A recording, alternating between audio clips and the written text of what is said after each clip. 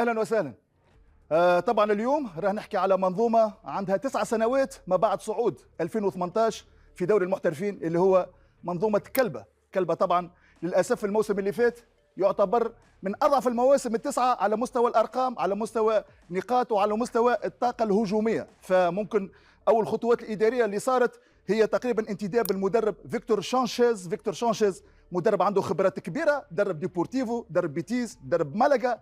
وطبعا مع المدرب فما انتدابات قيمه هادفه بعد نسميها انا لا لشيء، لانه كلبه الموسم اللي فات يعتبر من اضعف 4 خطوط دفاع في دورينا. فالانتداب الاهم بالنسبه لي هو جيتنر، اللاعب الالماني، لاعب جالاتا ساراي، لاعب سامدوريا، لاعب متكون في دورتموند اقل من 19 سنه.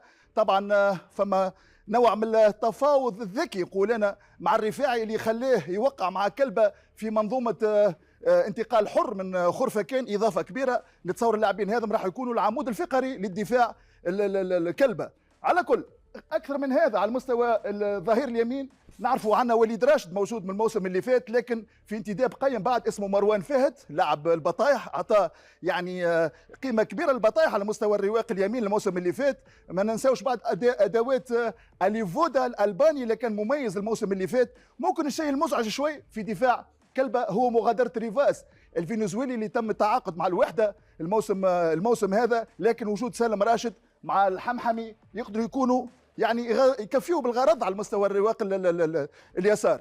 طبعا المنظومه الاهم في كلبه انا نقول وسط الميدان، لانه في ادوات قيمه جدا، ممكن على راسها اللاعب المونديالي المميز اللي هو قدوس شفناه في كاس العالم مع المنتخب الايراني، يلعب ارتكاز، يلعب جناح، لاعب عنده ثراء كبير على المستوى الفني. ما ننساوش نور الله سالمين، ما ننساوش بعد الدرمكي صاحب هدف في المباراه الوديه ضد سيليا القطري في معسكر النمسا. يعني ادوات مهمه جدا، وفي اصداء تقول اللي نيته البطايح ممكن يلتحق بالمنظومه هذه. فما تاكيد على مستوى الخبر هذا.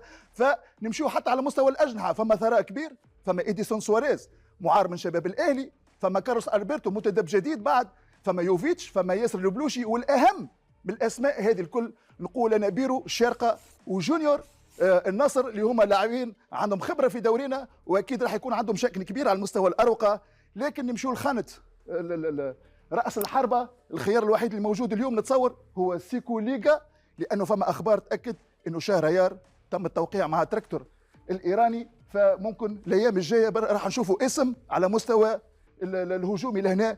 بدايات كلبه في الدوري راح تكون يعني مع كبار القوم، جوله اولى مع العين وجوله ثالثه على ما اعتقد مع الوصل. فبالتوفيق الكلبه.